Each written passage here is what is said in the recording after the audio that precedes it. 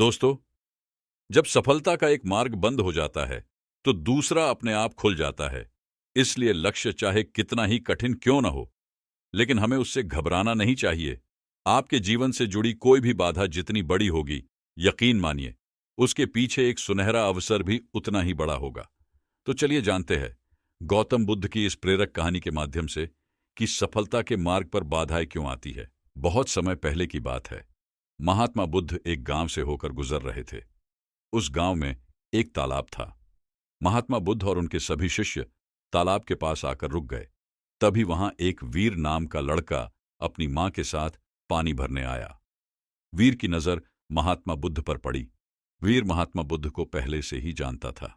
वह जानता था कि महात्मा बुद्ध बहुत ज्ञानी हैं और वे सभी के प्रश्नों का उत्तर देते हैं, सभी के समस्याओं का समाधान भी बताते हैं।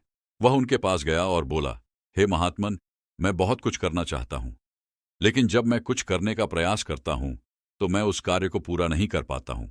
मुझे समझ नहीं आता है कि मैं कहां गलती कर रहा हूं। इसलिए मैं आपसे यह प्रश्न पूछना चाहता हूं कि लक्ष्य को प्राप्त करते समय ऐसी कौन सी कठिनाइयों का सामना करना पड़ता है जिसको पार करने के बाद ही व्यक्ति सफल हो सकता है। महात्मा बुद्ध उस लड़के की ओर मुस्कुराते हुए देखकर बोले, जब तक तुम अपने लक्ष्य की ओर कदम नहीं बढ़ाते हो, तब तक सफलता से जुड़ा हर प्रश्न, हर उत्तर अधूरा है। महात्मा बुद्ध ने इस उपदेश को समाप्त कर अपने सभी शिष्यों के साथ आगे की यात्रा जारी रखी। वीर ने भी अपनी मां के साथ घर लौटने का निर्णय किया और घर वापस आ गया। अगले दिन जब वीर अपनी मां के साथ वापस तालाब पर पानी भरने आया तो उसने देखा कि कल तालाब में जो कमल की केवल कलियां थीं, वे आज पूरी तरह से खिल चुकी थीं। उसकी मां को इस पर यकीन नहीं हो रहा था।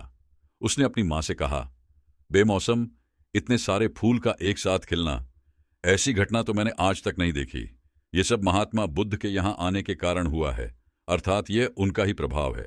उस समय वीर सोचने में खो गया। उसने तुरंत ही तालाब से एक कमल का फूल तोड़ा और मन में यह सोचना शुरू किया कि यदि तालाब की यह खूबसूरती महात्मा बुद्ध के प्रभाव के कारण है, तो मुझे महात्मा बुद्ध से जरूर मिलना चाहिए। शायद वह मुझे कुछ सीखने के लिए संकेत देना चाह रहे हैं। सोचते सोचते उसने तय कर लिया कि वह महात्मा बुद्ध से जरूर मिलेगा। और महात्मा बुद्ध की वो आवाज मन में गूंज रही थी, तुम लक्ष्य की ओर कदम नहीं बढ़ाओगे, तब तक सफलता से जुड़ा हर प्रश्न, हर उत्तर अधूरा है। तब उस लड़के ने कमल का फूल एक मटके में रख लिया और उसने यह निश्चय किया कि वह महात्मा बुद्ध से मिलकर ही रहेगा। उसके मन में जो भी प्रश्न थे, उनके उत्तर जानने का उसने निश्चय किया। उस लड़के ने तुरंत ही अपनी मां से कहा, मैं महात्मा बुद्ध से मिलने जा रहा हूं। वे बहुत आगे तक नहीं गए होंगे। अगर मैं जल्दी जल्दी चलूं तो एक दिन में ही मैं उन तक पहुंच जाऊंगा और एक दो दिन में मिलकर घर वापस आ जाऊंगा। उसकी मां ने उसे बहुत समझाने की कोशिश की, लेकिन वीर नहीं माना और तुरंत ही सफर की तरफ निकल पड़ा। वह मार्ग पर बहुत ही तेजी से चल रहा था। बहुत कम समय में ही उसने अपने गांव को पार कर लिया। चलते चलते उसकी थकान बढ़ रही थी, जिससे उसकी रफ्तार कम होने लगी थी। लेकिन उसने हार नहीं मानी। धीरे धीरे चलता रहा और चलते चलते जंगल में पहुंच गया। उसने सोचा कि मैंने आज तक जंगल पार नहीं किया है और इस जंगल में कई जंगली जानवर भी हैं। यदि मैं रास्ता भटक गया तो मैं महात्मा बुद्ध तक कभी नहीं पहुंच पाऊंगा, और यदि मैं किसी गलत रास्ते पर चला गया तो मुझे कम से कम 2 दिन और लगेंगे महात्मा बुद्ध तक पहुंचने के लिए। और यदि वह मुझसे बहुत आगे निकल जाते हैं तो मुझे बाकी रास्ते भी पता नहीं चल पाएंगे और फिर मैं उनसे कभी नहीं मिल पाऊंगा। वीर इसी सोच विचार में डूबा हुआ था। तभी उसने देखा कि उसी रास्ते से एक घोड़े की सवारी आ रही थी। वीर ने उस घोड़ेसवार से कहा, क्या तुम मुझे जंगल पार करवा दोगे? मुझे महात्मा बुद्ध से मिलना है और मुझे ये कमल उन्हें देना है। इस पर घोड़ेसवार ने कहा, मैं आपको जंगल पार नहीं करवा सकता, लेकिन मैं आपकी मदद कर सकता हूं। ये कमल वाला मटका मैं महात्मा बुद्ध तक पहुंचा सकता हूं। वीर ने फिर सोचा और विचार किया, यदि मैं पैदल चलूं तो बहुत समय लगेगा और शायद मैं महात्मा बुद्ध से मिल नहीं पाऊंगा, लेकिन यदि मैं इस मटके को घोड़ेसवार को दे दूं तो वह बहुत जल्दी महात्मा बुद्ध तक पहुंचा देगा। इससे मेरा काम आसान हो जाएगा और मैं जो मन में चाहता हूं वो भी पूरा हो जाएगा। काफी समय सोच विचार करने के बाद वीर ने निर्णय लिया कि वह मटके वाला कमल घोड़ेसवार को दे देगा। वह उस मटके को उस घोड़ेस्वार के हाथों सौंपने ही वाला था कि तभी उसे याद आया कि इस कमल को महात्मा बुद्ध तक पहुंचाने के पीछे उसका क्या उद्देश्य था। वह किस उद्देश्य से यह कमल महात्मा बुद्ध के पास ले जा रहा है। तभी उसके मन में एक और विचार आया कि अगर मैं यह मटके वाला कमल लेकर महात्मा बुद्ध तक नहीं पहुंचा तो मेरे प्रश्नों का उत्तर मुझे कैसे मिलेगा। और हो सकता है कि मेरे जीवन में यह एक ही मौका है जिससे मैं महात्मा बुद्ध से मिल सकता हूं और अपने सभी प्रश्नों के उत्तर जान सकता हूं। यह सोचकर उसने निर्णय लिया कि वह यह मटका घोड़ेस्वार को नहीं देगा, मैं इसे खुद ही उन तक पहुंचाऊंगा। काफी कुछ सोचने के बाद वह घोड़ेस्वार से कहता है, मैं यह मटका खुद ही उन तक पहुंचाना चाहता हूं क्योंकि उनसे मिलना मेरे लिए बहुत जरूरी है।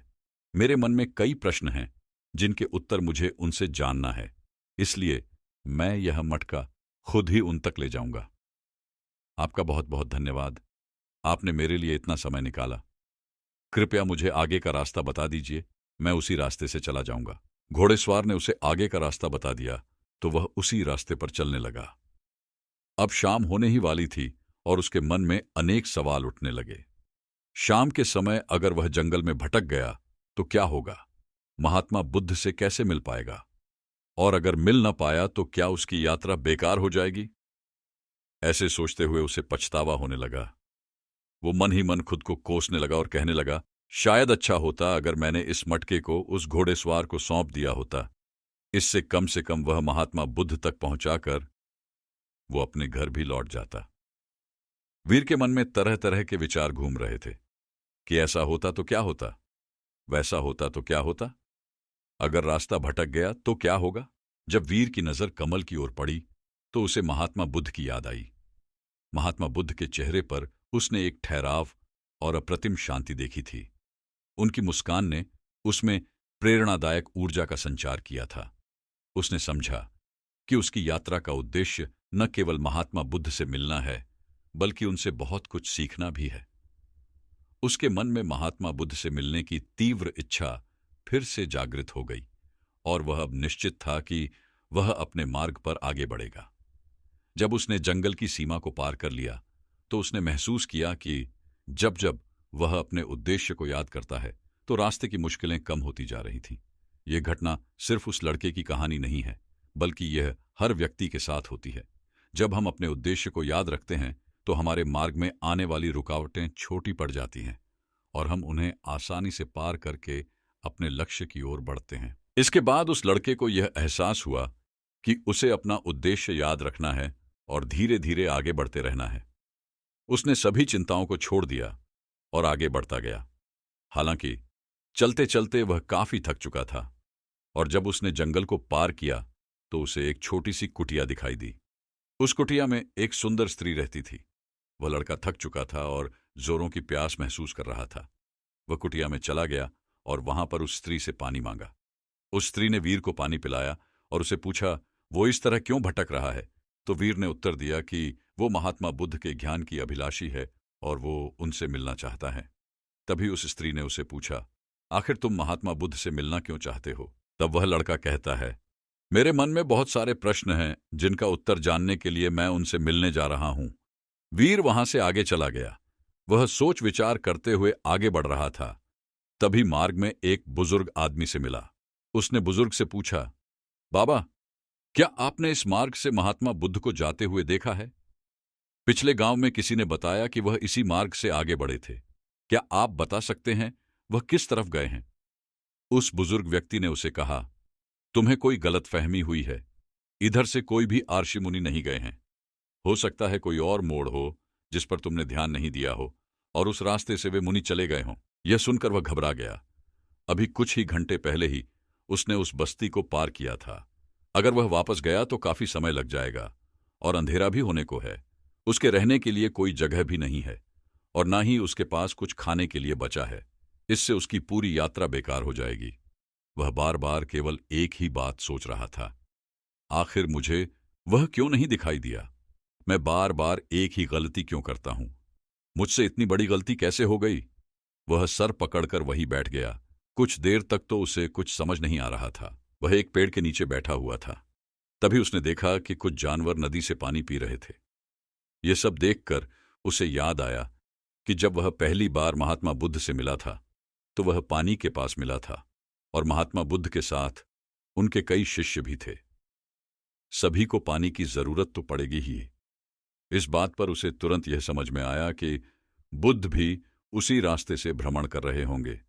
तभी उसने सोच विचार कर तय किया कि वापस जाने से अच्छा है क्यों न मैं नदी के किनारे होते हुए आगे की ओर बढ़ता रहूं। ऐसा सोचते ही उसने तुरंत रास्ता बदल दिया और अब नदी के रास्ते आगे बढ़ता गया। जैसे जैसे वह आगे बढ़ता गया उसका मन और भी हल्का होता गया। वह मार्ग में आगे बढ़ता गया। तब उसकी महात्मा बुद्ध के कुछ शिष्यों पर नजर पड़ी। उन्हें देखकर वह बहुत खुश हुआ। उनके शिष्यों को देखकर वह तेजी से आगे बढ़ा और अंत में महात्मा बुद्ध तक पहुंच गया। जब वह महात्मा बुद्ध से मिला तो उन्हें प्रणाम किया और तुरंत ही उन्हें कमल का फूल भेंट किया।